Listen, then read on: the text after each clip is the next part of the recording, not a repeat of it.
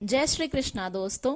आज हम लोग पढ़ने वाले हैं अष्टावक्र गीता के छठे प्रसंग का आखिरी सूत्र, जिसमें राजा जनक कहते हैं अहम वा सर्वभूतेषु सर्वभूतान्यथो मयि इति ज्ञानम तथैतस्य न त्यागो न ग्रहो लयः।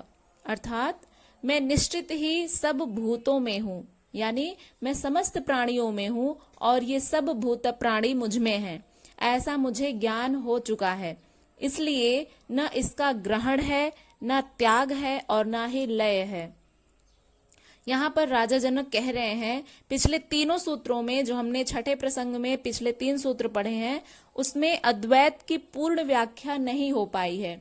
जिसमें से पहले सूत्र में वे आकाश और घट का उदाहरण देते हैं, दूसरे सूत्र में वे कहते हैं कि मैं आत्मरूप होने से समुद्र के समान हूँ और यह जगत मेरी ही लहरों के समान है। तीसरे सूत्र में वे कहते हैं कि मैं आत्मा सीप के समान सत्य हूँ और इस जगत की कल्पना उस सीप में चांदी की भ्रांति के समान है। अतः भ्रांति रूप होने से न इसका त्याग है, न ग्रहण है और न ही इसका लय है। ये जो तीनों सूत्र हमने पिछले वीडियोज में पढ़े थे, उसमें अद्वैत की पूर्ण व्याख्या नहीं हो पाई है। इनमें भी थोड़ी थोड़ी भ्रांति रह ही जाती है।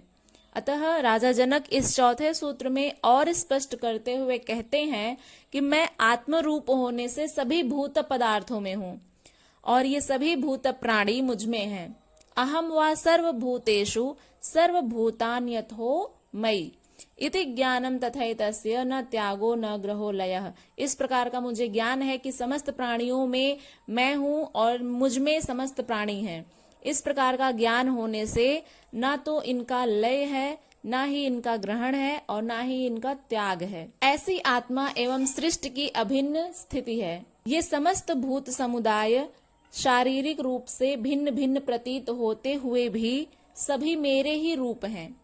राजा जनक यहाँ पर ऋषि अष्टावक्र जी को उत्तर देते हुए कहते हैं कि इस संसार में भले ही सभी भूत प्राणियों के शारीरिक रूप, रंग, उनके जो बोलचाल की भाषा है, भले ही वे अलग अलग हैं, भिन्न प्रतीत होते हुए भी वे सब लोग मेरे ही स्वरूप हैं, मेरा ही रूप हैं।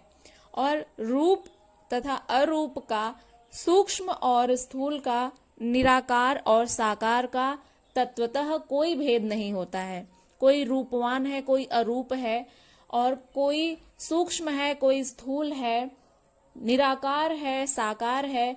इनमें तत्वतः कोई भेद नहीं होता है। तत्व तो वही है, आत्मस्वरूप, इसलिए इनमें कोई भेद नहीं है। वाष्प भी जल ही होता है। जैसे जब हम खाना पकाते हैं तो उसमें से जो वाष्प निकलती है वह भी तो एक जल का ही हिस्सा होती है और जल भी वाष्प ही है।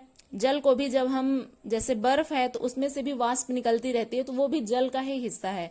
तो जैसे वाष्प और जल एक ही है, वाष्प भी जल है और जल वाष्प है, तो इनमें कोई अंतर नहीं होता है। केवल आकार भेद से तत्व में भेद नहीं होता है। जैसे जल है, जल का एक तरल पदार्थ, और जैसे नदी का बहता हुआ पानी और एक जमा हुआ बर्फ, दोनों ही जल का स्वरूप होते हैं। तो इनमें कोई अंतर नहीं होता है। यही बात यहाँ पर ऋषि अष्टावक्र जी से राजा जनक कह रहे हैं कि ऐसे ही आत्मा और सृष्टि में भी एक समानता है। जैसे यह आत्मा है और सृष्टि है, और उसी प्रकार से जैसे बर्फ और जल है, उसी प्रकार से ये जो आत्मा है और सृष्टि है, इनमें कोई अंतर नहीं है। इसलिए ना इनका त्याग है और ना ही इनका ग्रहण है, ना इनका लय है। इस अद्वैत को और भी कई उदाहरणों से समझाया जा सकता है, जैसे सूत और वस्त्र। इसको समझिए कि ये जो सृष्टि है और आत्मा किस प्रकार से एक हैं, उसको इस सूत्र में हम समझने का प्रयास करते हैं। जैसे अभी हमने उदाहरण के माध्यम से बताया बर्फ और जल का, उसी प्रकार से वाष्प है और जल है। अन्य उदाहरण के माध्यम से समझते हैं कि जैसे सूत है और वस्त्र है। वस्त्र जैसे बनते हैं, सूत से बनते हैं, तो इनमें भी कोई भेद नहीं होता है। जो सूत है वही वस्त्र है और जो वस्त्र है वो सूत से ही बना हुआ है, इसलिए इनमें कोई अंतर नहीं है। माला की मड़ियां और धागा ये भी एक ही होते हैं।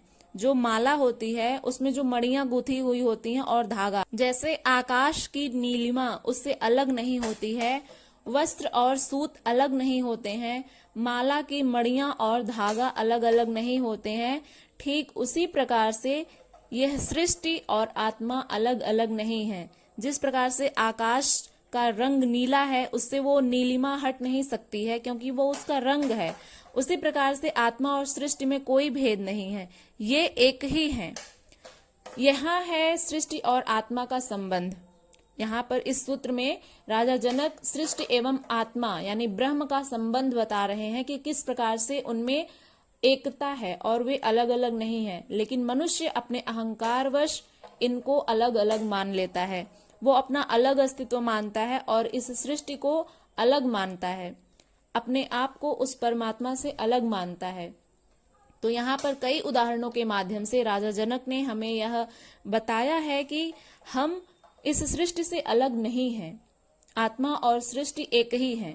आशा करते हैं कि आप लोगों को ये सूत्र समझ में आ गया होगा और ये भी आशा करते हैं कि आप लोग भी यदि अपने आप को इस सृष्टि से, उस परमात्मा से अलग मानते हैं तो इस सूत्र को ऋषि अष्टावक्र जी के और राजा जनक के उपदेश को सुनने के बाद आपको भी यह समझ में आ गया होगा कि सृष्टि और आत्मा भिन्न नहीं है, ये एक ही है। यदि आप लोग अलग अलग अभी तक मान रहे थे तो इस सूत्र को पढ़ने के बाद, सुनने के बाद आप इसे अवश्य ही एक माने होंगे, ऐसी हम आशा करते हैं। तो ये वीडियो यदि आपको पसंद आई हो तो इसे लाइक करिएगा, शेयर करिएगा और कमेंट करके बताइएगा कि आपने इस वीडियो से क्या सीखा। और पसंद आया तो अपने दोस्तों के साथ शेयर करिएगा। चैनल पर यदि नए हैं तो इसको सब्सक्राइब करके बेल आइकन को प्रेस कर लीजिएगा ताकि आने वाली हर वीडियो की नोटिफिकेशन सबसे पहले आप तक पहुंचे।